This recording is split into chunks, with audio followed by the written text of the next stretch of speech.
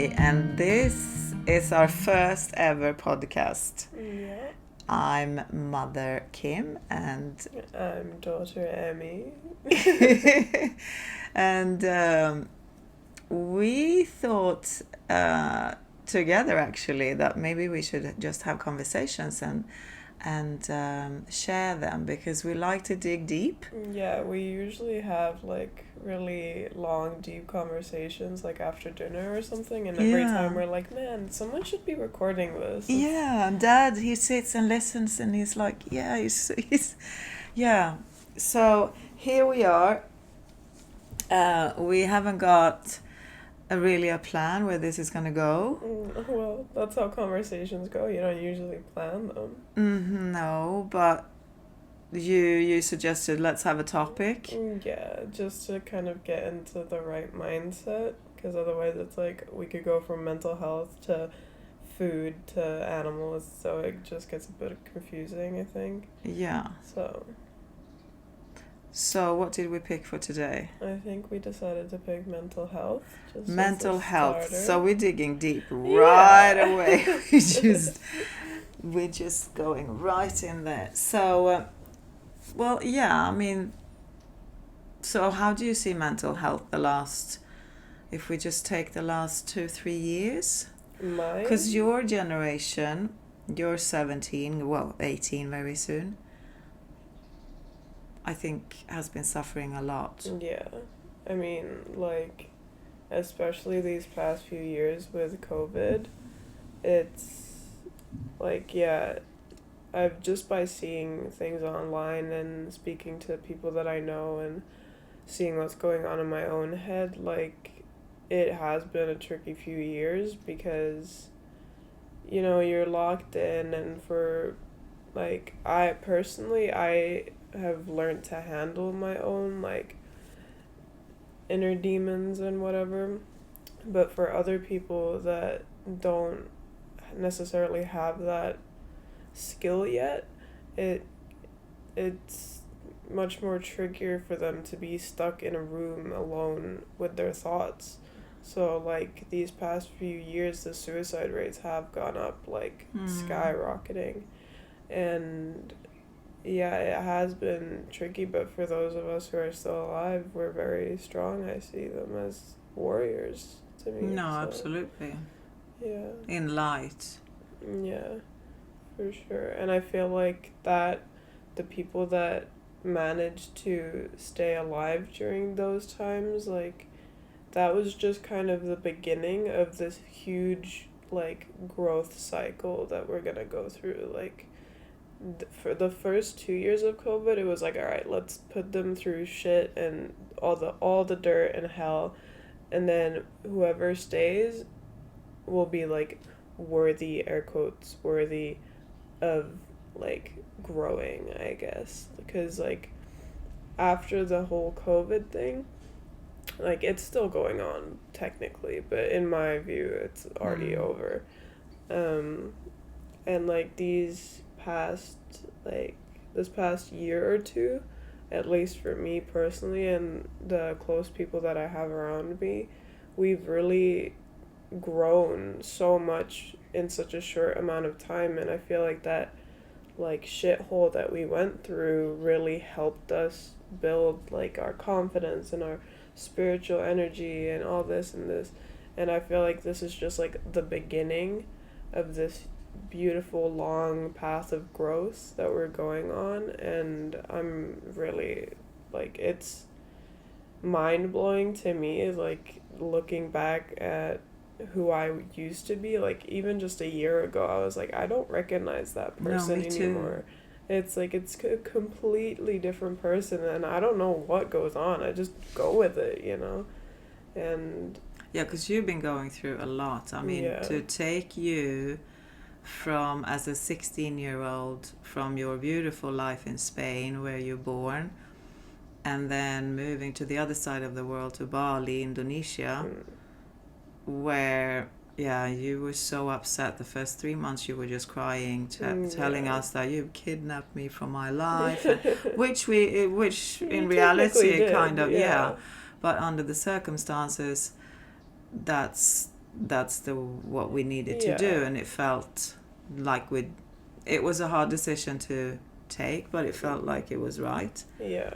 No, I mean, personally, I've come to learn to never, like, hold a grudge or regret anything or anything like that, because, like, if I think back and think, oh, what if we stayed in Spain, I wouldn't be the person that I am today. And yeah, I've been through a lot since we've come here, but at the same time, I've grown so much from it. So I'm like, yeah, Bali isn't necessarily my place to be, but it's for sure helped me become who I am, and it's still helping me. Yeah. So I am grateful for that. I'm very proud of you, darling. Thanks. Yeah, because you're taking steps, even, you know, in so many ways.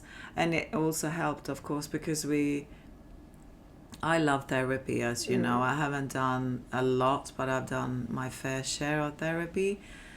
But when we came here, we thought, you didn't want one first, but I thought it might be good, you know. Even though we have a good communication in the family, it's always good to have a outside. Yeah. And that... just kind of like a separate person that you're not really emotionally connected to or anything. Just to kind of let it out. Yeah. No, I remember because I was against therapy because we've been talking about therapy for like a few years before we came here. But you tried one in Spain and then you didn't. Yeah, but it's like the thing is I've always been like a very independent person, I guess, at least mentally, and like that thought of like sharing everything with this one person and like they're supposed to, like, air quotes, help me, I guess. That was just kind of, like, an uncomfortable feeling, because it was like, no, I can do it myself, you know? And I feel like a lot of people have that way of thinking of, like, I don't need anyone's help, but I can do it myself. And it's true. Technically, you don't need their help, but it helps a fucking shitload, you know? Yeah. And, yeah, it was... I remember... that one session in Spain, I think the reason why I didn't connect with her, it was just a different sense of energy, because you do have to click with the person if you're gonna open up your whole life story to them, you know. But once we came here and there was so much drama and bullshit and the world was ending and it was just so much that like my brain couldn't hold it anymore, so then we found my first, like, real therapist that I went to for a few months, and it opened my eyes to therapy as to, like, what it is, and that you are allowed to, like, set your boundaries, and because they are there to help you in any way that you want to, not the way that they want to, you know? So, like, personally, I don't like being told what to do or, like, being given any advice. To me, therapy is just a form of, like, reflecting my own thoughts and putting them into, like, a picture way, I guess. And then I kind of analyze them by myself. I just need someone there to bounce it off of. And, yeah, I put that boundary with my therapists, like, as soon as I meet them, because otherwise I'm not going to go through with it. I think somebody really smart said that therapists or whatever, whoever, there's so many different ones they call them, but I always call them therapists. They called them like a detective, because they help you find out who you are by asking questions and looking, and so they're a detective in a way to help you to get to know yourself, because that's my ultimate goal anyway, I always ask, who are you? Who are you? Yeah. Know thyself. In my opinion, it's not, like, I agree and both disagree with that, because therapists don't, like, show you who you are or help you find out who you are or anything like that. I feel like... Don't you think? No, I feel that, like, because you already have all the answers in your own head, you know, right? Like, yeah, absolutely. I totally agree with that. But sometimes you need help to kind of pull that out because you've forgotten or you have been conditioned or programmed to not believe that you are an amazing divine being. Yeah. You know what I mean? Yeah, for sure. Like, just getting to that, like, point of realization of, like, oh, this is, like, a part of me, or, like, oh, this is something new, you know, that I wasn't aware of. Like, that, yeah, that for sure. But this whole, like, thought that a lot of people do have of, like, oh, I'll go to a therapist and they'll fix me fully. Like, that's impossible. Like, no one can do that. No, they guide you and help you. Yeah, and you, like, reflect off of them. They help you, like, analyze your own head. At least I do. But I feel like that's a big issue with, like, especially my generation, that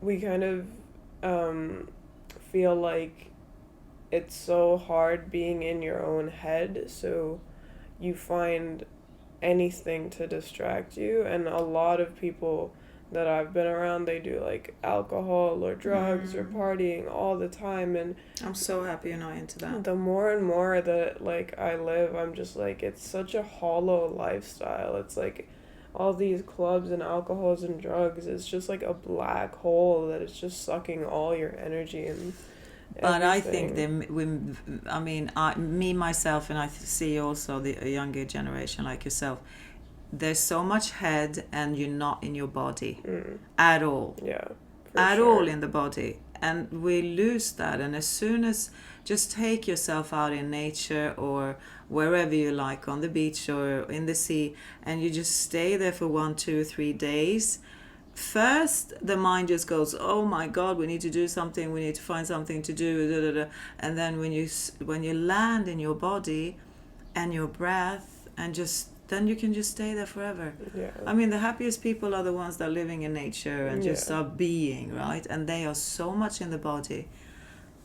Yeah, no, I agree with that 100%, with the whole, like, because my generation, it's like, it's so much, like, overthinking. It's like, oh, like, do I look good? Like, the insecurities, like, doubts and the what ifs, and this, it's just a whole spiral in everyone's head. And it's like, once you realize that all of those thoughts aren't actually, like, your consciousness, it's actually some other conditioning from the outside. Yeah, it's just some bullshit coming in from the outside. And once you realize that, it's like, you know what, just get out of here. And then you start taking control of, like, who comes. It's like what Melanie said, like, one of our spiritual teachers that I've known, like, since I was 1 or something. Yeah, I've grown up with her pretty much. Yeah, she helped me, and she said that your head is like your house,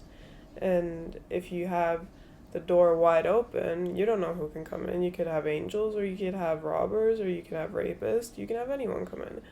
But if you lock the door, then you get to choose who comes in, and then you only let angels and good people in, and all the robbers and bullshit people can stay out there. You know. And it's that has helped me a lot, because it's like, yeah, it should be like that. Like, you shouldn't be standing there taking all these negative energies and thoughts into your head. They're not doing any good whatsoever. So just be thankful and say goodbye. So now when you brought Melanie G up, because she's been kind of, she's almost like she's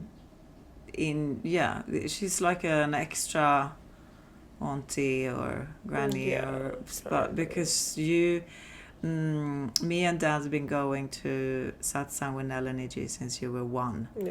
And you've been sitting there being really, really good, actually. I don't know if it was the energy out there, but you were sitting drawing, and you needed to be quiet, and we knew you couldn't understand the language. You didn't even speak language at the time, because we speak Swedish in the house, but somehow it went into your system anyway, and then when you didn't want to go any longer, we forced you a little bit, because we didn't want to leave you by yourself at home. So but then when you were old enough to stay at home by yourself, you kind of stopped coming to satsang. But how do you think spiritual teachers benefit mental health?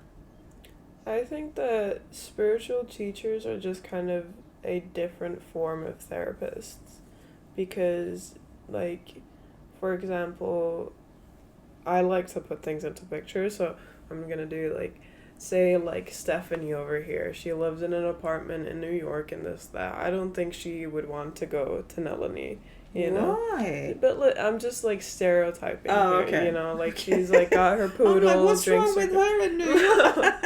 like, she's got her poodle, she drinks her coffee, she's an Instagram model, this, that. Okay. Like, she would rather go to, like, a psychologist with a fancy office and this, that. Okay. Whereas, like, people like us who have, like, a hippie camper van in the middle of the mountains, we might want to go to that's Nalini. so stereotyping. But now. it's true, No, though. it's like, not. Ish. Like, I don't see that as true at all, it's darling. not, like, true, but it's kind of true. No.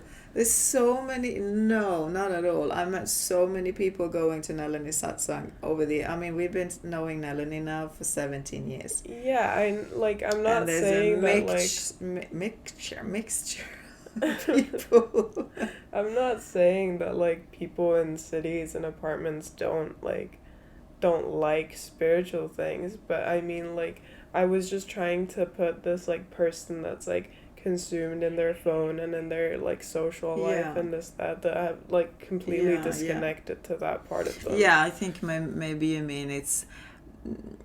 If we take away the stereotype that you just gave an example of, is that it's so, like Nalini also says, she talks about, it's so easy for us to go to the hairdresser or do a mani-pedi and do that. We take time, we don't miss an appointment with that. But having an appointment with ourselves, going to satsang, for example, that's an hour and a half it's been, or sometimes to recharge your spiritual muscles and also connect with people that truly want to work on themselves and better themselves and live a more peaceful, easeful life. That kind of comes secondary. Yeah. And that is also that's interesting the most important part. Like, right. Your mental and spiritual and all these parts of you that aren't physical are the most important parts to handle, because your physical body, like, yeah, you should be healthy, you should have a strong body, but at the same time, with a bad, like, mental and spiritual health, your body means fuck all, pretty much. Like, you're just gonna be in, like, fetal position in bed feeling like the world's ending, you know? And then you're not gonna have enough energy to even go brush your hair. Yeah. So it's like, you should always take care of that part first, like, and then you can go get some hair and manicures and whatever. But I think it's easier said than done, though, for a lot of people. If you're not, I think if you're brought up with it, which most people in the West that I know are not. Yeah. But if you come from India or the East, or if you have some sort of religion, I mean, Christians, they go to church every Sunday, but that's more, I don't know, sometimes it feels like they have to, because otherwise they're kind of being they're outside the community or the village they live in. But and it's what satsang has taught me, and Eleni as well, it doesn't have to be so damn serious. Yeah. You know, spirituality and religion, it's got a little bit of, it has to be like this, we have to sit and I mean, Sachidananda, our teacher's teacher, he was so funny. I was just watching a clip with him the other day, and he got the question when he was in New York. A journalist was interviewing him, and he said, so Sachidananda, you Hindu? And he replied, no, I'm an Andu. Because he's like, no, don't put my label on me, you know, it doesn't have to be. I mean, like, spirituality and, like, this whole, like, awakening of the mind and things, like, it's really not serious. I feel like it's just like natural for us humans nowadays to take everything so seriously. And like once you realize that, you know, life is pretty funny and it's just like a big comedy show, and everything that's happening around you, it's just like it's a big joke. It's like you start living such a peaceful life because it's like, you know what, okay, my car broke down, that's fucking hilarious, you know. Yeah. You know, it's an illusion. Instead of like wallowing over it and being like, oh my god, why me, why this, like, it's just, you gotta start taking it a little easier. It's nothing serious, you're fine, you know. So do you do anything daily that land more in your body and getting out of your head to kind of help your mind to get in the body? Acceptance, for sure. Like when I was... Yeah, but like practically kind of landing in your body. Do you know what I mean? No. Okay, so... like grounding myself? Well, because we're so much in the head, and you say yourself that you're a lot in your head. And how to turn that off. Like you're having trouble falling asleep. When you fall asleep, you sleep like a baby. Yeah. But falling asleep, and that's a lot in the head, right? Yeah. So to help yourself getting more into the body and out of the head, I mean, the easiest way is just focus on your breath, right? How many times a day do you actually take a conscious breath and just feel your like full inhale? Times. Do you? Yeah, like, here's the thing, like, my brain thinks of everything all at once, and I have, like, so much going on in my head, but at the same time, nothing. And it's that balance, it's really confusing, and that's why it's, like, hard for me to sleep, because it's, like, part of me is, like, completely calm and is trying to fall asleep, but then this other part of me is jumping off the walls and thinking about why eels exist. You know, it's like it's such a tough combination, but like I do think about taking conscious breaths because, like, for example, when I'm trying to fall asleep, I'm trying to distract that jumping off the walls part of my brain. So then I try focus on my breath, but then I focus too much on my breath, and I'm like, oh, I'm breathing kind of weird, and maybe I should take deeper breaths, and this is that. It's like it's so much at the same time, but how I would ground myself or, like, get out of my head, I guess.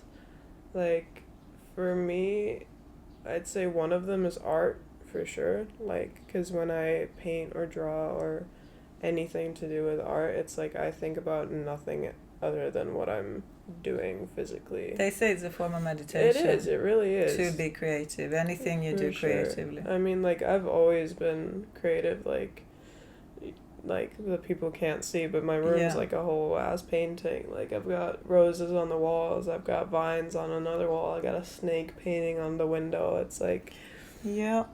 I would go insane for sure without art and music, especially. Like, if I'm too much in my head or I feel overwhelmed or anything, just put some headphones on, put a nice calm song on. Like, classical music really helps because music can help, but if there's words in it, it can also lead to that, like, overwhelming distraction. Thinking about the words. Yeah, so if you...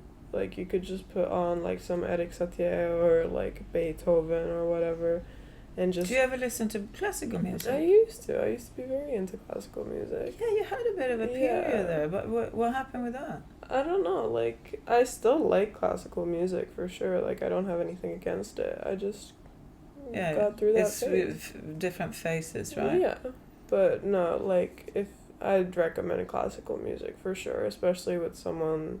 with, like, anxiety or, like, severe overthinking or anything, because it really calms your mind. Or, like, white noise, for example. Like, it just completely silences your mind. Yeah. So, yeah.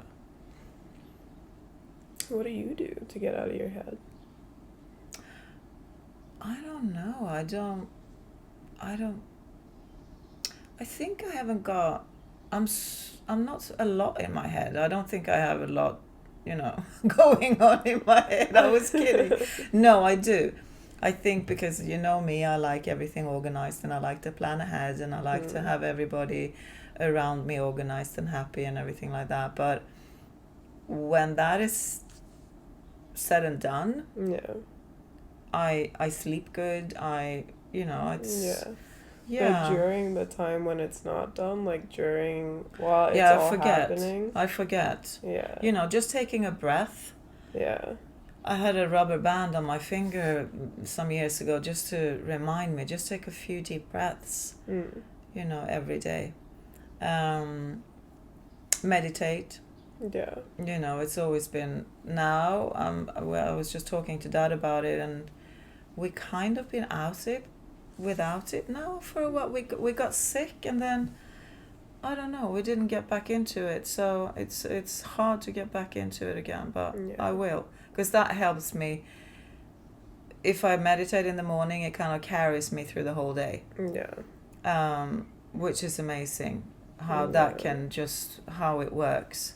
Yeah, I wish I could get into it. I've tried many, many, many times to get into meditation, but it doesn't do the things for me that it does for how long have you tried though in a row? How many days in a row? Like, I remember in Casadas I tried for like 3 months straight. Every day? Yeah. Really? Like every night. Cause I was struggling with my sleep then too, and we said that, try that, yeah. I wanted to test it out, so I downloaded this app, Headspace. Probably everyone's heard of it already. Yeah. And so they just talk you through how to like guided meditation, and so I would do that like every night, and it didn't, like, from what I've heard of everyone else around me that does meditate, like it's for me it doesn't do anything really. Did you ever try without guided by yourself, just focus on your breath? No, I did guided meditation for like a month just to kind of get the gist of it, and then I tried doing it by myself, but it doesn't really do it for me. Like, if it does it for you, congratulations. You're luckier than me. But I think everyone just has like different things that help them. Like, absolutely, one thing could work for me and it might not work for you, for sure. And meditation doesn't have to be everybody always think we have to sit in a lotus position and just sit and close our eyes and be, but there's monks that do walking meditation, but you consciously, the only thing you think about is like slowly, and be in the body again. You're in the body, you're in your breath, but you're walking, because some people just can't sit still. Same. Yeah. Like, well, you can sit still in your bed for a long. But the thing is, like, I can be in my bed for a while, but I constantly have to do something. Like, I can't sit and watch like a movie and just sit and do that. Something. Like, I'm either knitting, or I'm playing a game on my phone, or I'm doing my makeup out of boredom, or I'm drawing. I need to constantly be stimulating my brain in one way or another, because otherwise this like bouncing off the walls dude in my head, he takes over and it's just overflowing with like questions and bullshit thoughts that no one cares about but I think about.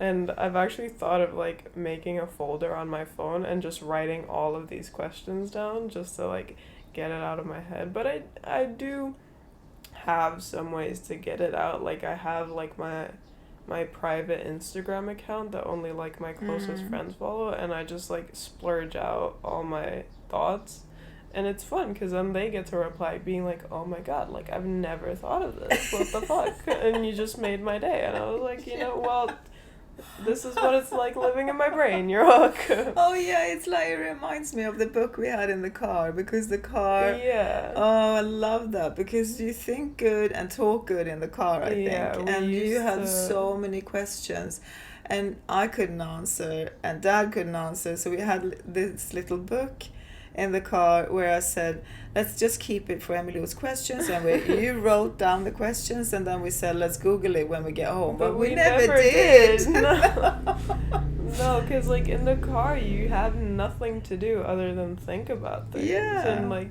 you pass a building and you're like, I wonder who works there, or this, that. It's just like, yeah. And I still, to this day, I remember those questions. It was like, do phones work in space? Do bees ever sleep? Do mosquitoes have a house? It's like, I remember them. And it's like, those questions still, like, those kinds of questions that, like, no one cares about. Well, you can look them up yourself now if they're still bugging you. No, but the thing is, I ask these questions, but I don't need an answer. I just ask them just to ask them. Like, I'm very okay not having an answer. Okay, so they're not rolling around in your mind being frustrating, or because you haven't got the answer? Some of them are, because, like, some of them there isn't an answer to. Like, most of them I know that there's an answer to, but I just don't care to look it up. But other ones, it's like like no one can answer this, and it bugs the shit out of me, because I'm like, I need some form of clarification, you know? Like, this one question that has been stuck in my head since I thought it is mirrors, right? Mirrors are already crazy. And to me, mirrors are just like, it's glass and like aluminum foil type something. And that's what a mirror is. But then there's a thing that's a reverse mirror that shows like your true self. And then, but I'm like, how do you reverse a mirror, and why I've never heard of a mirror like that. What? No, it's true. And then why aren't all mirrors the reversed mirror that shows your true self? What do you mean reverse? How do you... I don't understand. When you look in the mirror, it's reversed. Like when you go... How do you mean reversed? If you look in a mirror with a t-shirt on... okay, burger, the text. Oh, okay, so everything is reversed. Oh, okay. Right? So it's just the other way, basically. So the other way is your true self. Yeah. That's what you actually look like. Yeah, okay. That's why people think that they look great in mirrors but look terrible in photos. You know? Because you're constantly seeing your reverse self. And then I'm like, why don't we have the true self mirrors as normal mirrors? Like, why is the reversed one the normal one? Yeah, I don't know. And it's like that... Like, no one can answer that question. And I've asked so many people since I thought it, and everyone's like, what the fuck? Like, this does not make sense. And I'm like, that's what I'm saying. Like... Well, it is like you say, mirrors are a little bit. And then we talked about the other day that you're never ever going to see yourself as... No. Well, that's a little bit like, ooh. I think about that too sometimes. I'm like... Because I always see through my eyes, you know? But then I'm like, when I'm, for example, next to you, I'm like, I wonder how, like, you're seeing me right now. Because I'm only seeing you. Like, I can't see myself. No, because Dad always says, in photos or in the mirror, that's not the way you look. Yeah. You look so much better. And I'm like, damn, you know, I want to see that side then. Well, you see, and that's never going to happen. Yeah. I mean, the closest you'll get is through these true mirrors. But it's still, like, you'll never see, like, the in-person... So why don't they do mirrors like that always then? That's what I'm saying. That's what I asked. Why is the reversed one the normal one? It doesn't make any sense. No. It's probably part of the whole programming bullshit. I don't know. But, yeah, mirrors are crazy. And, like, I get those questions in my head all the time. And, like, most of them I can't... Then you can take a breath and just be in the body. Little bit. My body is frustrated. Let it go. No, but it is about controlling your mind. Yeah. That's I mean, the whole yoga philosophy is about that, meditation and controlling your mind. Yeah. I mean, like, that's how I've come to just, like, not really care about getting answers. Yeah, you can just let them pass like clouds. Like, other people, you don't have to give these questions and they'll be like, oh my god, I need an answer, I need to Google, I need to ask someone. But I'm just like, I wonder. And then I'm like, okay, whatever. Like, I don't need an answer to continue living, you know? It's like, it's purely out of entertainment, I think, and boredom, why my brain does this. but at least it's not boring to live in my brain. Constantly got something going on. Good, that's good. Yeah. It's fun talking like this. Yeah. Let's see what we're going to do with this. Let's see what's the next one is. We were talking about that, I like to plan ahead, and I like to think ahead, and I like to kind of, when Dad and I are talking about future, he can think one day ahead, and then he's got problems thinking a week or a month or a year. Or I can't even think 2 minutes ahead. No, and I think, that might be an exception, but I think the way I see it, because we're completely different generations. I'm brought up without internet, and your generation is brought up with a phone in their hand, kind of, and so it's going so fast, and not being able to maybe see or vision or dream about your future 5, 10, 15 years ahead, or even thinking about maybe everything I do is gonna affect the next generation. It doesn't.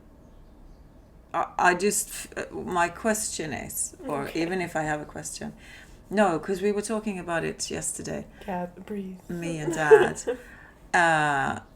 Because sometimes I ask you, let's watch a movie, and I feel the young ones today, it's so fast like this. Yeah. Watching a movie is like too long. Yeah. Because it's 2 hours. Yeah. But that's the thing with the phones. It's like it's made for us to fast. That. It's like an ad is 30 seconds and we're like, no, skip. Like we can't just sit and be anymore. And that's what I'm trying to do more and more. Practice that. Because I think it's very important. It is. It's dangerous to be like this all the time. Like you won't be able to enjoy anything. I'm happy you agree. I know, maybe you can watch a movie with me and practice. Oh my God. I just don't like movies in general. They're too predictable. It's like, okay, the guy gets a girl, they win the battle. No, we got some good ones lately. Yeah, sure. But yes, sure. Yeah, but I mean, I've never really been a fan of movies. No, but you know what I mean. That's just an example. You can take anything else, like I don't know. Yeah. Something that is gonna take 2-3 days. It's like, oh my God, are you kidding me? Yeah. I mean, I just I'm an incredibly present person. Like I never think about the future or the past. Like yesterday, I had one of my first future thoughts in years. I was well done. I know. I'm so proud of myself. No, but how long? It was so bizarre. I was just it randomly popped into my head, and I got I wonder what I'm be in 10 years. And I haven't had one of those thoughts since I was 7 or something. I really don't think about the future or the past. I'm fully in the present, and it was so bizarre to me. I was like, do people think like this all the time?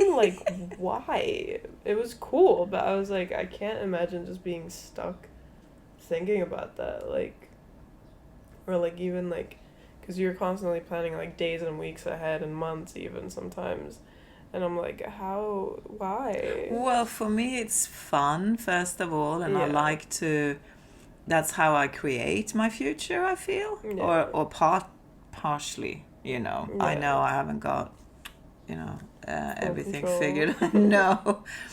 But if I don't do it and then act and do and then surrender into that, then for me nothing happens. And that's why sometimes watching you being 17 and then just not thinking about when I ask you and you're like, I don't know, I don't plan. I'm like, but nothing is going to happen if you don't get your shit together. But listen, no, because that's so not true. I have not planned a single thing in 2 years, and I've grown a fuck ton. No, yeah. No, you have grown. Things are things are moving, happening. Of course. But I know the whole work and school and that whole bit. It's But it's like mom and daughter. I'm just happy we can have this communication. Yeah. And also, because when we were talking about doing this, we don't speak English between us. Not necessarily. And Emily was like, we can't do this in Swedish. And I said, no, I guess we can't. No. But it works. It doesn't feel weird, does it? Yeah, no. I mean, like, I've never felt like Swedish is, like, my main language. No, like, it's I've always always been English. felt English. Like, I've always said, like, since I was a kid, I speak Swinglish. Yeah. Because, like, I've never lived in Sweden or grown No. up around Swedish people, I guess. No. Like, I've only spoken Swedish with, like, you, Dad, and the brothers. Yeah. So it's, like, I'm not fluent in Swedish, I wouldn't say. Because, like, absolutely, you're fluent. Yeah, but, like, I mean, like, a lot of words I kind of manipulate to fit my brain's understanding of it. Like I said, sätbälte as in seatbelt, like directly translated, but that's completely wrong. But it makes sense in my head, and people can understand it. So I've always said I No, speak you do come up with Swinglish. some funny thing. No, but talking like this, I thought it might be weird between us, but it's not. No, it flows. Yeah. So we've been talking quite a long time. I'm gonna throw a question here. Okay. Can you think of something that everyone could agree on, despite how the world and the chaos and the world, what it looks like today? Death. I think everyone can agree. No, but listen. No, listen. Death is the only thing that everyone is for sure, like, everyone knows. But I didn't it's mean the gonna question happen. about. Yeah, we know that we can agree on. We can death. agree that death is gonna happen, and everyone can agree on that. Anything else No, except death? because everything else is so individual, and everyone else has so many different opinions. Like, even with death, everyone has different opinions about that. Yeah, but don't you feel though in the chaos of the things at the moment? Because I was reading a study, somebody had been really digging deep into certain questions and values and moral things in different cultures, all the different continents of the world, and it came down to that we're only 10% different. It doesn't matter what religion, or if you're in the Amazon tribe, never seen a person before in your life, or if you're a high stockbroker, we're only 10% different, and the values that we have are quite similar. But question, that 10% like difference, is that physically or mentally, or like in what way is it different? The study was more around culture and beliefs and values. Oh yeah, like, I mean, like, most, like, religions and things like that, like, there are very similar. Like, if you really dig deep into religions, like Christianity and, like, Buddhism, like, they're not that far off. Like, No, if you they really, have yeah.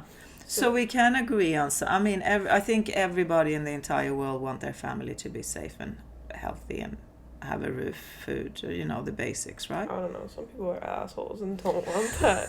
That's what I mean. Yeah, but they're like, normally not. No, but think about almost 8 billion people. You think every single one of them can agree on one thing? No, we're too individual for that. We've developed such the majority then. Well, you didn't say that. You said, can you think of everyone on the planet? True. So, my answer is no. No, Other than death, no. Yeah, but if we take away the psychopaths and the... Well, you can't do that. They're on the planet, whether you like it or not. All right. Okay. Yeah. So death. Yeah. Everyone knows it's going to happen. It's the only thing we can make sure of. True. It's going to happen, whether you like it or not. True. And we can all agree that, even if you are And we have in to be friends with death. Yeah. There's That no I've reason always said you as should- well. There's no reason you should be scared. We've been of death. talking about death quite a lot in this family. I mean, I'm It's fascinated by good. death. Me death too. Is fascinating. I think to that's me. why we've been talking about it. Yeah. I'm like, who are you? Let's talk about death. No. Yeah.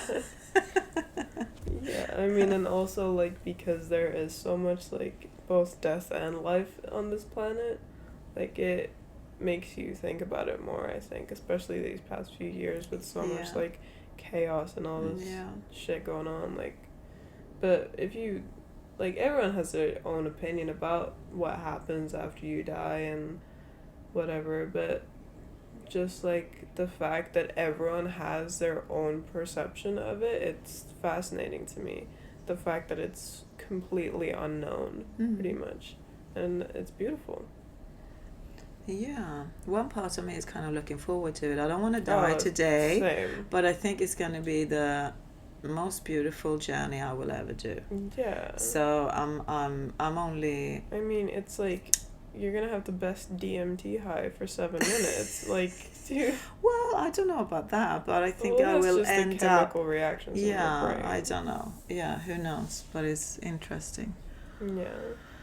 So, okay, we're going to finish off. And I know you didn't like my idea about finishing off with this, but we've been doing this since long, well, before you were born, with the boys even. Your brothers are 11 years older than you.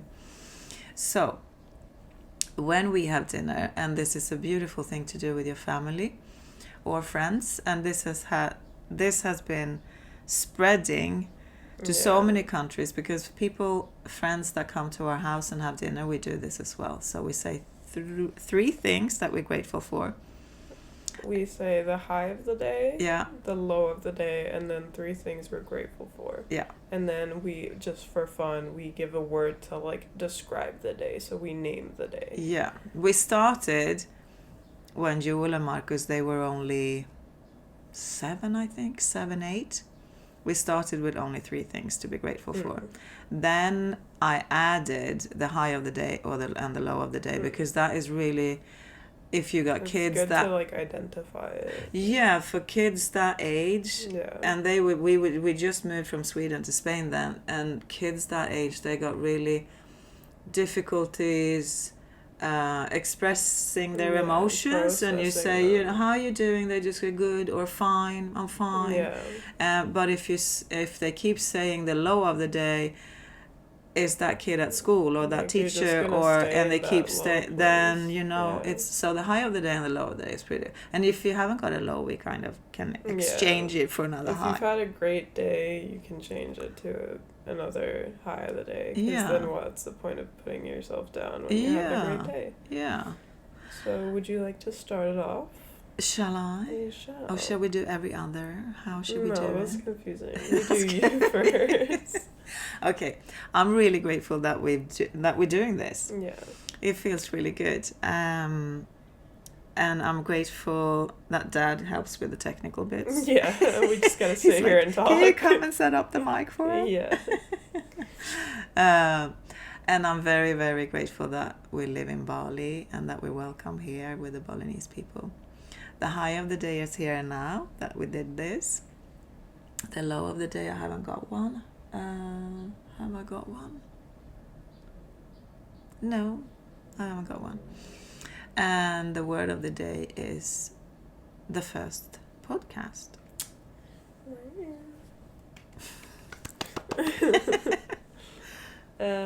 I'm very grateful that our communication has become so open this past year, because I remember that at least I blocked a lot of it off. But I'm grateful that we've opened up to each other a little more over these past few months, and I feel like the whole energy in the house just gets lighter. And I'm very grateful that we have food on the table every night, and that we have a nice warm bed and hot water, because those are things that are so easy to forget about, but they are very good to have. True. And yeah, I'm also very grateful that I'm allowed to express myself in any way that I want, and that you guys allow me to do that. And scary sometimes. Yeah, dressing to be a up parent. Like creepy demons, and but I go through it sometimes. Yeah. The high of the day is right now, because I haven't really done anything else today.